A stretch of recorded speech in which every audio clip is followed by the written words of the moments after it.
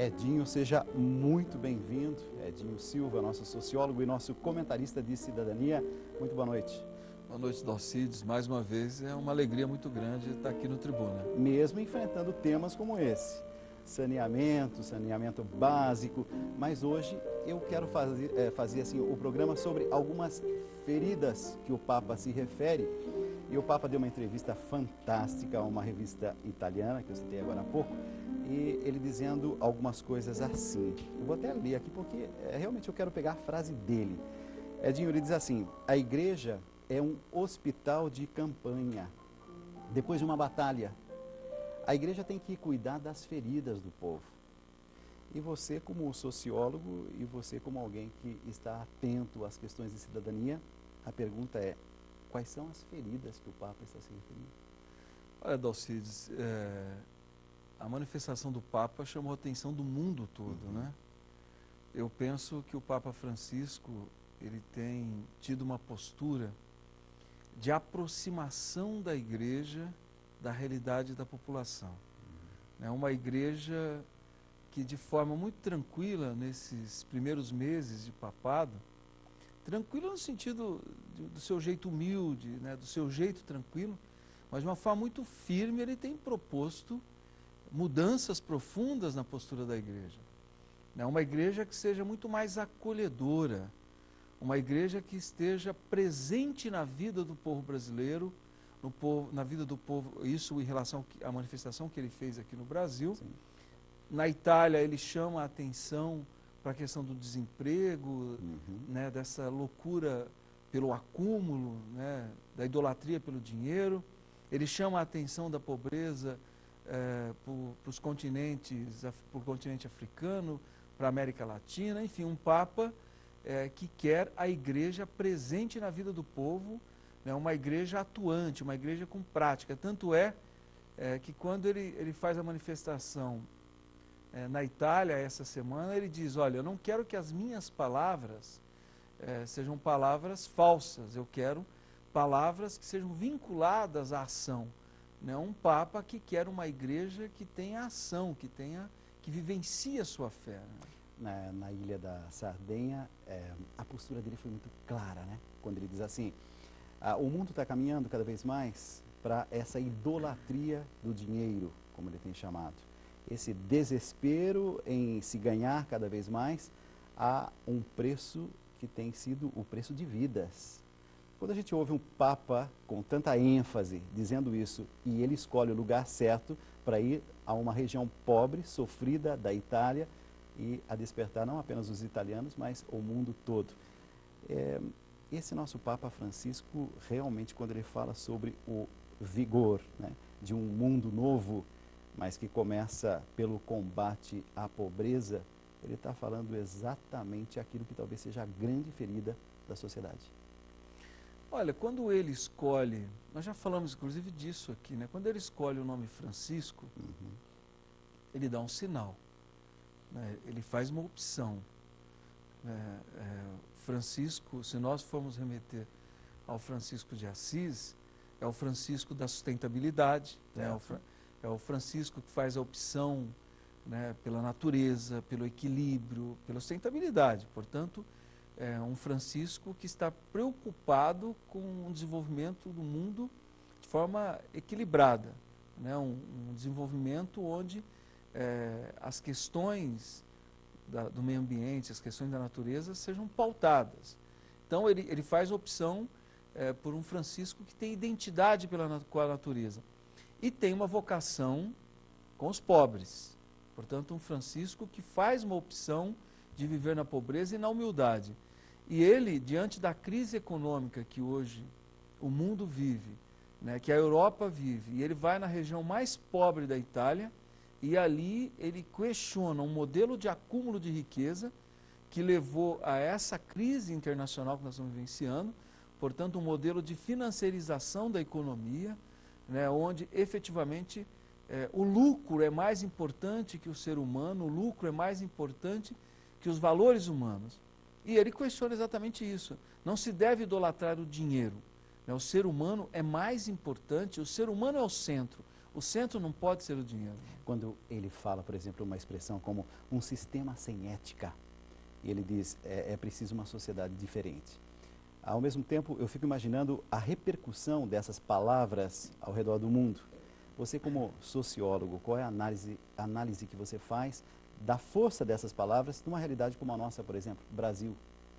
Olha, é o que eu disse agora há pouco, o nosso Papa, com seu jeito humilde, aqui no Brasil ele encantou a todos, né? Quando ele abre mão da ostentação, dos aparatos de segurança, se aproxima do povo. Foi um Papa que cativou, né, os corações e mentes do povo brasileiro. E ele, né, quando ele se preocupa que a palavra é importante, mas a palavra tem que ter ação. Tanto é que na Sardenha ele diz assim, olha, eu não quero que as minhas palavras sejam vazias, eu quero ação, eu quero poder mostrar ao mundo que é possível fazer diferente.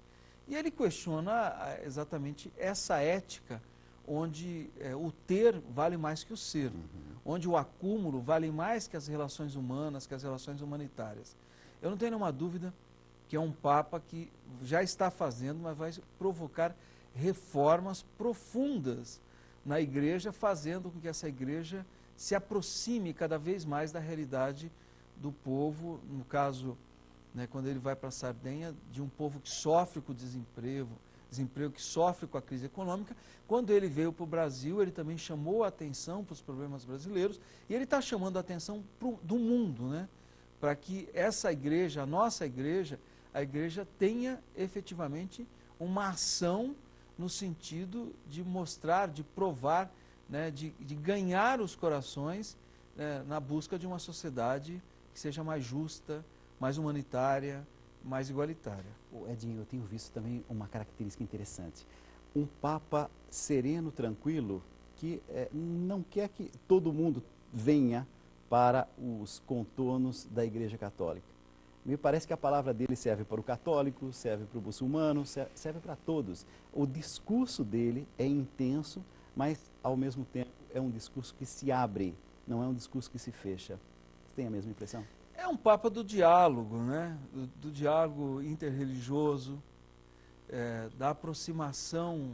Ele diz isso, né? A fé é o mais importante, né? É um Papa que certamente está se abrindo para o diálogo com as outras religiões, e onde, efetivamente, aquilo que deu origem, né, ao cristianismo, né, que era passar por cima de todos os aparatos de poder, de todos os modelos de poder, de todas as formas de organização, ou as formas religiosas da época, mas colocasse a pessoa em primeiro lugar, né, colocasse o ser humano em primeiro lugar.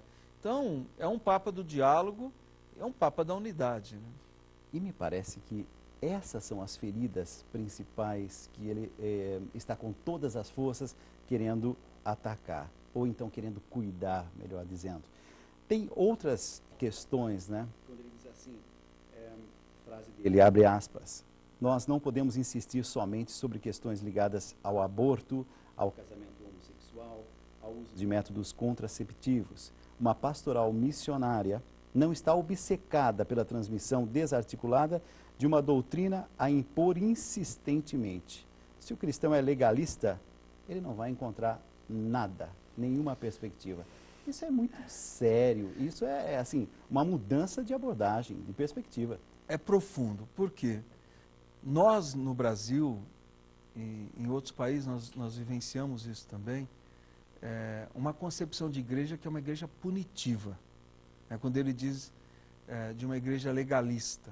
É uma igreja que está mais preocupada em punir do que em acolher. Uma igreja que está mais preocupada, né, em punir a mulher que faz o aborto do que uma igreja que se preocupe para entender o que levou a mulher a fazer o aborto e acolha essa mulher.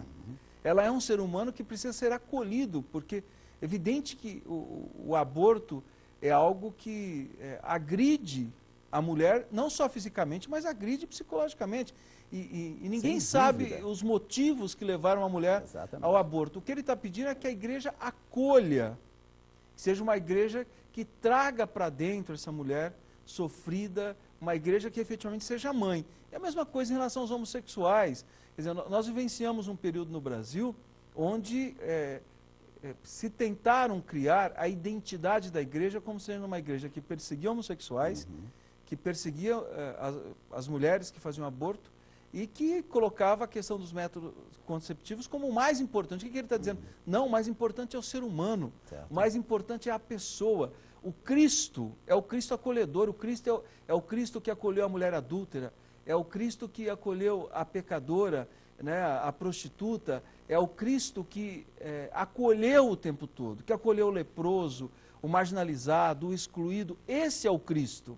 Esse é o Cristo que nos move. Portanto, é um Papa que efetivamente quer uma igreja acolhedora, que se preocupe menos em punir e mais em acolher. É uma mudança de concepção profunda. É uma mudança que, no meu entender, vai fazer com que a igreja olhe muito mais para aquilo que o ser humano precisa do que por aquilo que o ser humano fez, o que levou o ser humano a ter essa ou aquela atitude.